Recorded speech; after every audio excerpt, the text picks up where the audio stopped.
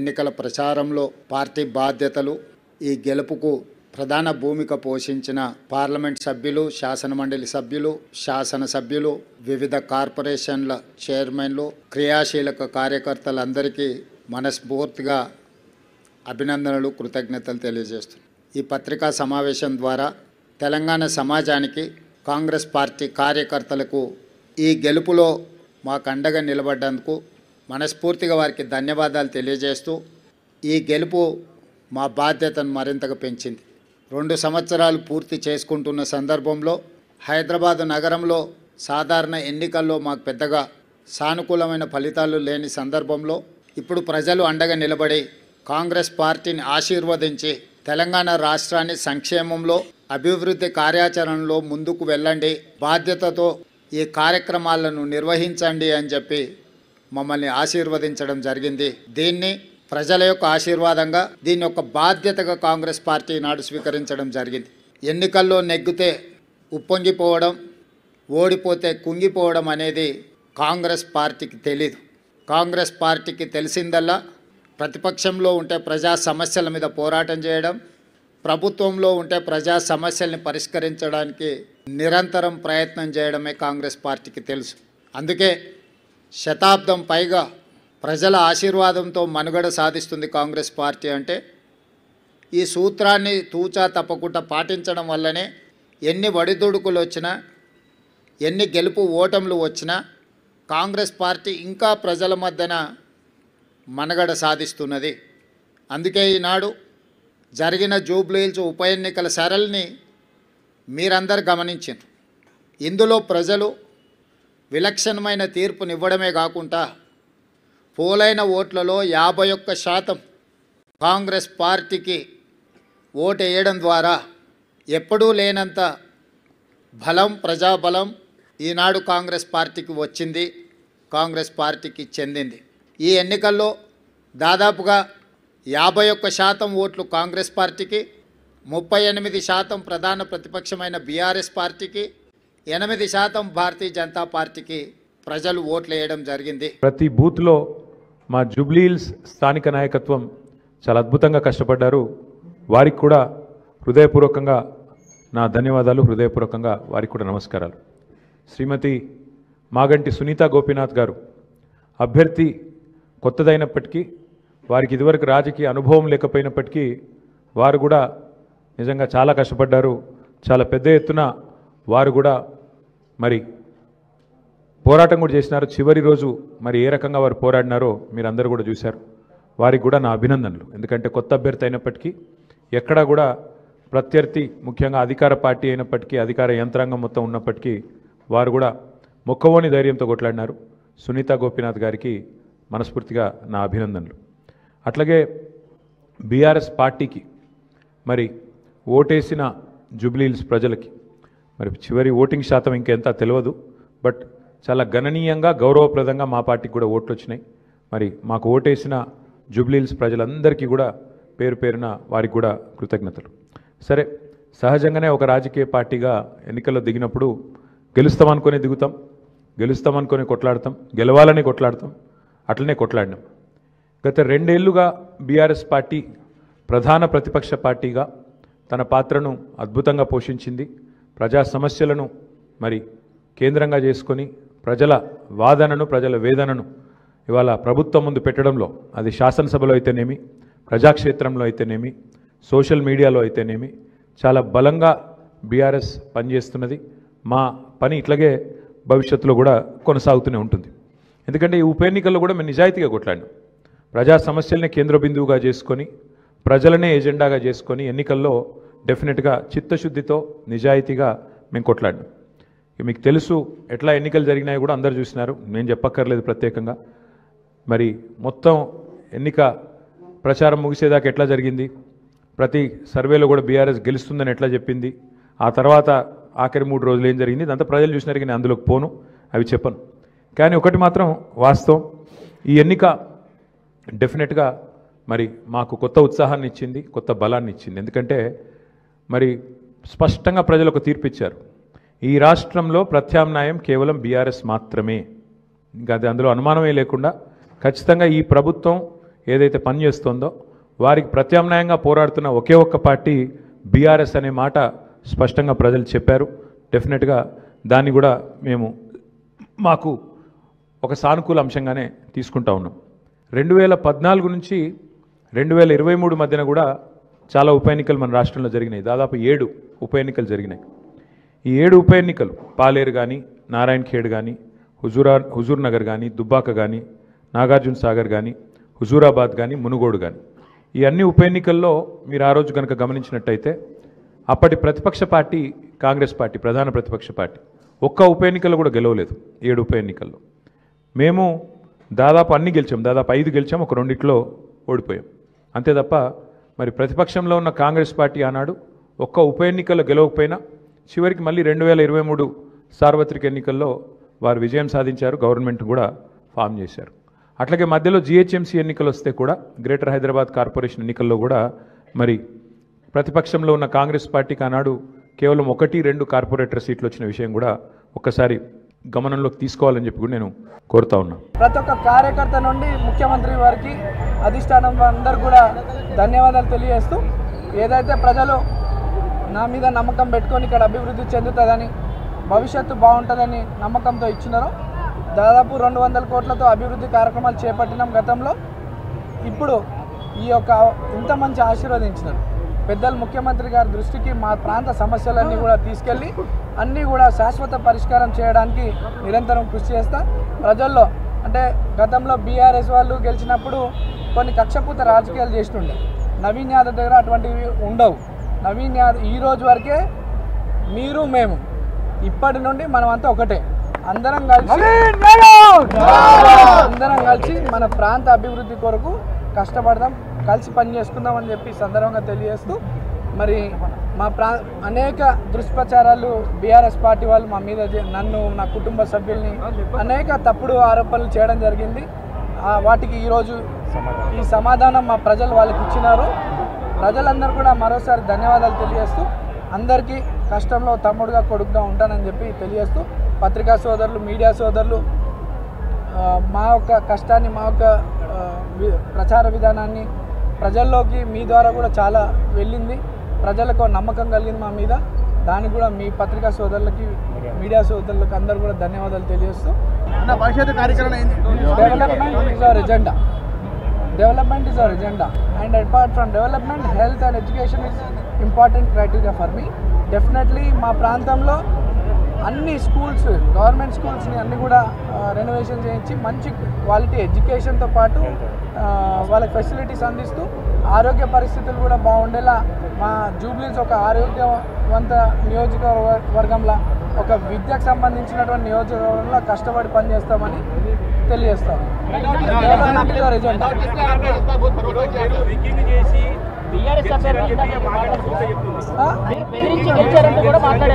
బెదిరిస్తే ఓట్లు పడతాయండి, వాళ్ళు బెదిరిస్తున్నారు. నన్ను వాళ్ళు ఏమన్నా చేసి ఉంటే, అభివృద్ధి 10 సంవత్సరాలు చేసి ఉంటే చెప్పి ఓట్లు అడగాల. ఎంతసేపు నా క్యారెక్టర్ని అసోసియేషన్ చేయాలని, నా కుటుంబం నాకు ఈ ప్రాంత ప్రజలకి 40 ఏళ్ళ సంబంధం. ఈ సంబంధాన్ని విడగొట్టే ప్రయత్నంలో అనేక దుష్ప్రచారాలు చేసినారు. దానికి జవాబు మా ప్రజలే చెప్పినారు వాళ్ళకి. మీరు అందరు చూసారుగా, ఇంకా చెప్పాల్సిన పనే ఉంది. ఈ రౌడీయిజం చూస్తున్నారు కదా, 3 మంత్స్ నుంచి 4 మంత్స్ నుంచి చూస్తూనే ఉన్నారు. మాట్లాడితే అమ్మాయి మాట్లాడింది అంటారు, నవ్వితే నవ్వింది అంటారు, గట్టిగా మాట్లాడితే ఇవాళ ఎందుకు గట్టిగా మాట్లాడింది అంటారు. మనం రౌడీయిజం మాత్రం రోజు చేయొచ్చు. ఒక కార్యకర్తకి అండగా ఉండాలి కదా. మరి అందరు కార్యకర్తలకి భయపెట్టిన వాళ్ళ దగ్గరికి వెళ్ళి ధైర్యం చెప్పి అండగా నిలబడి కార్యకర్తల కోసం మాట్లాడిన దాన్ని కూడా తప్పుగా తీసుకున్నారు. దాన్ని కూడా భూతద్దంలో చూపించారు. ఒక మహిళని ఇలా చేయడం ఫస్ట్ టైం మీరు చూస్తున్నారుగా, ఒక మహిళ మీద ఇలా చేయటం. దీన్ని గెలిపండ్రు అడ్డదారులు వచ్చి అడ్డంగా చేసి, నేను చూసా కదా మొన్న, నేను అడ్డం పడ్డాను, ఎక్కడికక్కడ అడ్డం పడతానే వచ్చాను, చాలా చేసుకుంటూ వచ్చాము. అది కూడా లేడీస్ని చేసుకొచ్చాం, అన్ని చోట్ల లేడీస్నే చేసాం. అంత ధైర్యంగా నిలబడి షేక్పేట లలిత గారు, యూసఫ్ కూడా బోరుబండ మొత్తం నేను, నువ్వెక్కడ షేక్పేట తన్నారు, రక్తాలు గారేటట్టు గుద్దారు, ఇష్టం వచ్చినట్టు చేశారు. దీన్నైతే గెలిపన్రు. చివరికి నేను చెప్పేది ఏంటంటే, నైతికంగా నేనే గెలిచాను. నా భర్తకు వచ్చింది ఇప్పుడు అక్కడ ఏది ఎంఐఎం 4-5 పార్టీలు నిలబడితేనే నా భర్తకి 16,000 చిల్లర వచ్చింది. ఏ పార్టీ లేకుండా మేమిద్దరమే ఉన్నప్పుడు అది వచ్చిందంటే రౌడీయిజంతో వచ్చింది. అది స్వతహాగా తెచ్చుకున్నది కాదు. నైతికంగా నేనే గెలిచాను.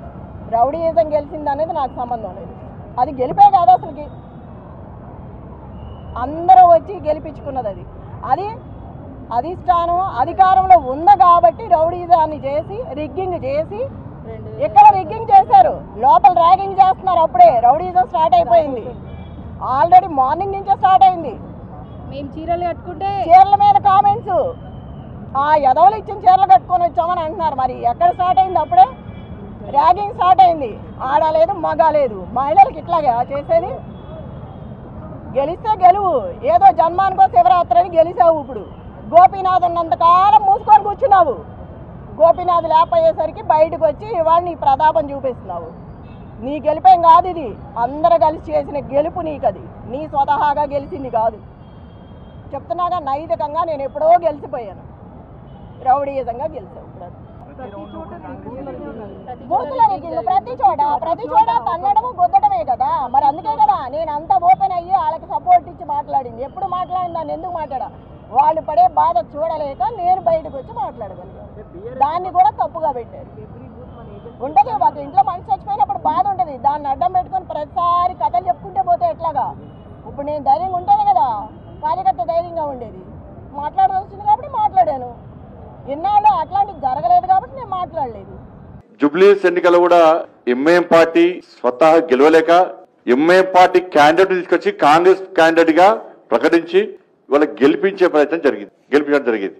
100% మైనార్టీలు వన్ సైడ్ అయిపోయారు. దాని 100% వాస్తవం అది. కానీ కాంగ్రెస్ వాళ్ళు సంతోషపడుతున్నారు మొత్తం గెలిచామని చెప్పి. మీరు మైనార్టీల ఓట్లతో మాత్రమే గెలిచారు. ఇక నెక్స్ట్ తెలంగాణ రాష్ట్రంలో హిందూ సమాజం జాగృతం కావాలి, జాగృతం చేయాలని చెప్పి ఆలోచనతోని భారతీయ జనతా పార్టీ కార్యకర్తలు ఇంకా కసిగా తిరుగుతాం. ఈ తెలంగాణ రాష్ట్ర అభివృద్ధి విషయంలో తెలంగాణ సమాజానికి అప్పీల్ చేస్తున్నాం. బీహార్ లో అభివృద్ధి కోసం ప్రజలు ఆలోచించి నరేంద్ర మోడీ గారి ప్రభుత్వాన్ని ఏర్పాటు చేసుకున్నారు. ఈ తెలంగాణ రాష్ట్రంలో అభివృద్ధి పూర్తిగా కుట్టుబడిపోయింది. రాష్ట్ర ముఖ్యమంత్రి ఒక్క పైసా లేదంటున్నాడు. స్థానిక సంస్థలకు ఒక్క పైసా కూడా ఇంతవరకు ఇవ్వలేదు. మున్సిపాలిటీలకు ఒక్క పైసా కూడా ఇవ్వలేదు. ఇప్పుడు జూబ్లీహిల్స్ లో గెలిచామని చెప్పి ఒక్క పైసా ఇయ్యరు. రాష్ట్ర ముఖ్యమంత్రి గారు ఒక్క పైసా ఇయ్యాడు. 2,500 రూపాయలు పెన్షన్లు ఇయ్యాడు, 4,000 రూపాయల వృద్ధులకు పెన్షన్లు ఇయ్యాడు, రైతు భరోసా ఇయ్యాడు, ఉద్యోగాలు ఇయ్యాడు, విద్యార్థి భరోసా కార్డు ఇయ్యాడు, ఉద్యోగస్తులకు డిఎల్ ఇయ్యాడు. పదవీ విరమణ పొందినటువంటి ఉద్యోగస్తులు అందరూ కూడా ఇక చెప్పులు అరగ తిరగాలి. అయిపోయి ఇప్పుడు ఏమైంది? ఇప్పుడు మేము ఏం చేయకున్నా ప్రజలు మాకు ఓట్లు వేసారని చెప్పి కాంగ్రెస్ పార్టీ విరవిగా ప్రమాదం ఉంది. ఇదే విషయాన్ని ఎన్నికల సందర్భంలో చెప్పినా మేము. ఇక ఇదే విషయాలతో ఇక లోకల్ పార్టీ ఎలక్షన్ పోతారు. లోకల్ పార్టీలో 100% మేము గెలుస్తాం. బీఆర్ఎస్ పార్టీ మాదే ప్రధాన ప్రతిపక్ష పార్టీ అంటున్నాడు. ప్రతిపక్ష నేత ఎవరు ఈ తెలంగాణ రాష్ట్రంలో తెలుసా?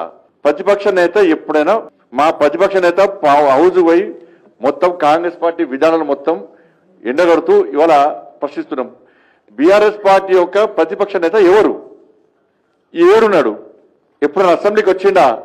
తెలంగాణ రాష్ట్ర ప్రజలు కష్టాల్లో ఇబ్బందుల్లో ఉంటే ఏ రోజున వచ్చి భరోసా కల్పించిండా, పరామర్శించిండా? ఎప్పుడైనా వచ్చిండా?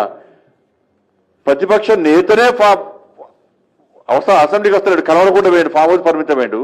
మీరు ప్రధాన ప్రతిపక్ష పార్టీ ఎట్లయితుంది? దేశానికి ఇవాళ బీఆర్ఎస్ పార్టీ ఒక్క పార్లమెంట్ సీట్ లేదు, వాళ్ళకు ఒక్క పార్లమెంట్ సీట్ లేదు. వీళ్ళు ప్రతిపక్ష పార్టీ అటు. శాసన మండలి ఎన్నికల్లో టీచర్స్ గ్రాడ్యుయేట్స్ లో కానీ గ్రాడ్యుయేట్స్ ఎమ్మెల్సీ ఎన్నికల్లో వాళ్ళ క్యాండిడేట్ లేడు. వీళ్ళు ప్రతిపక్ష పార్టీ ఎట్లయితుంది? కంటోన్మెంట్ లో సిట్టింగ్ సీట్ ఓడగొట్టుకున్నారు బీఆర్ఎస్ పార్టీది. జూబ్లీస్ లో బీఆర్ఎస్ పార్టీ సిట్టింగ్ సీట్ ఓడగొట్టుకున్నారు. మీది ప్రధాన ప్రతిపక్షం ఎట్లయితుంది? ప్రత్యామ్నాయం ఎట్లయితుంది మీది? కాబట్టి సరే మేము ఓడిపోయినాము అంటే గతంలో కూడా బీఆర్ఎస్ పార్టీకి కాంగ్రెస్ పార్టీకి దుబ్బాకలో డిపాజిట్ రాలే, మునుగోడులో డిపాజిట్ రాలే, హుజాబాద్ లో డిపాజిట్ రాలే. కానీ కాంగ్రెస్ పార్టీ అధికారంలోకి వచ్చింది. సరే జూబ్లీస్ లో డిపాజిట్ రాలే కావచ్చు, కానీ నెక్స్ట్ అధికారంలోకి వచ్చేది భారతీయ జనతా పార్టీ పక్క సంకేతాలు వస్తున్నాయి. నిన్న జూబ్లీహిల్స్ ఉప ఎన్నికలు వచ్చిన రిజల్ట్ మీరు చూసిండ్రు. ఏం జరిగింది? మొత్తం ఊర్లలో ప్రతి చోట ఎక్కడ పోతున్నా కాంగ్రెస్ కు వ్యతిరేకత ఉన్నది. అది మీకు కూడా తెలుసు.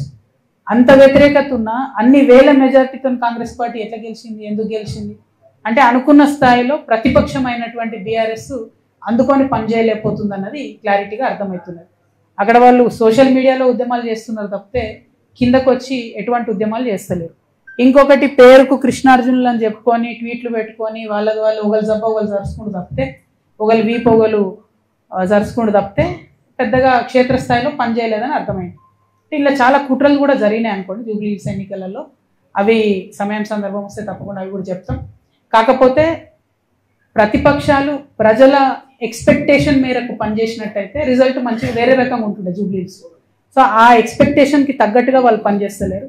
అక్కడే తెలంగాణ జాగృతి వచ్చి ప్రజల మధ్య నిలబడి ప్రశ్నించాల్సినటువంటి అవసరాన్ని గుర్తించినాం కాబట్టి ఇంత పెద్ద కార్యక్రమం తీసుకొని ప్రతి జిల్లాకు కూడా వెళ్ళి పనిచేస్తాం. ఇప్పుడిప్పుడే తెలుస్తుంది కదా ఏళ్ల తరబడి చేసే మోసం. అంటే మీకు ఒక లేటెస్ట్ ఎగ్జాంపుల్ చెప్తాడు. నిన్న జూబ్లీ హిల్స్ ఎన్నికల్లో నేను ఒక మాట చెప్పిన, నాకు జూబ్లీ హిల్స్ ఎన్నికతో సంబంధం లేదు భయ్ అని చెప్పిన. సరే అయినా సరే ఒక 15 మంది ఇండిపెండెంట్లు వచ్చి నా దగ్గరికి అక్క ఇట్లా మేము విత్డ్రా చేసుకుంటాము ఎవరికి సపోర్ట్ చేయమంటారని అడిగారు. నేనన్నా నాకు సంబంధం లేదు భయ్ జూబ్లీ హిల్స్ ఎన్నిక, మీరు ఎవరి దగ్గరికి పోండి అని చెప్పి వాళ్ళు చక్కగా హరీష్ అన్న దగ్గర పోయారు. తర్వాత వాళ్ళు చెప్పిన ముచ్చండి నాకు తెలియదు. చక్కగా వాళ్ళు హరీష్ అన్న దగ్గర పోయారు. నేనంటే బీఆర్ఎస్ పార్టీ లేను, నేను ఏ పార్టీకి సపోర్ట్ చేయదలుచుకోలేదు కాబట్టి నేను దూరం ఉన్నా. హరీష్ రావు కూడా అదే ఆన్సర్ చెప్పారట, మీ ఇష్టం పోయి ఎవరికైనా వేసుకోరు అన్నారట. అంతకన్నా ముందేం చేసిరు హరీష్ రావు గారు అంటే బీఆర్ఎస్కి మోసం చేసినట్టే కదా. అంతకన్నా ముందేం చేసిరు హరీష్ రావు గారు ఎలక్షన్ పెట్టక ముందే ఇవోగి పలానా క్యాండిడేట్ని పెడితే మీకు సపోర్ట్ చేస్తా కాంగ్రెస్ కానీ చెప్పపిరట పైకి. వాళ్ళు వద్దన్నారట. అన్నాక ఈయన సైలెంట్ అయిపోయి. అంటే గమ్మత్ ఏముంటుంది హరీష్ రావు గారిది అంటే తెలియడానికి టైం పడుతుంది. ఎందుకంటే ఇవాళ వారి అన్ఫార్చునేట్ వారి తండ్రి గారు చనిపోయినారు. అయితే వారు లోపల ఉన్నారు ఇంట్లో. అక్కడి నుంచి కూడా ఎలక్షన్ అవుతున్న సమయంలో టెలికాన్ఫరెన్స్లు అవి పెట్టి మాట్లాడారు. అప్పుడు హరీష్ రావు గారి భజన పరులంతా ఏం బిల్డప్ ఇచ్చిరు, హరీష్ అన్న ఇంత కష్టంలో కూడా పార్టీ కోసం నిలబడి టెలికాన్ఫరెన్స్ పెడుతున్నారు అన్నారు. రిజల్ట్ ఉల్టాయే వరకు ఏం భజన మొదలుపెట్టింది నిన్నటి నుంచి. హరీష్ అన్న లేకపోయా, హరీష్ అన్న ఉంటే అసలు ఇక ఒక్క సీటు కానీ వేసి ఉంటే హరీష్ అన్న జూబ్లీ హిల్స్ గెలుస్తుంటే మన లెవెల్లో మళ్ళీ పెడుతున్నారు. అంటే వెంటనే తప్పించుకోవడం, అప్పటి వరకు మోసం చేయడం ఇది హరీష్ రావు గారి నైజం.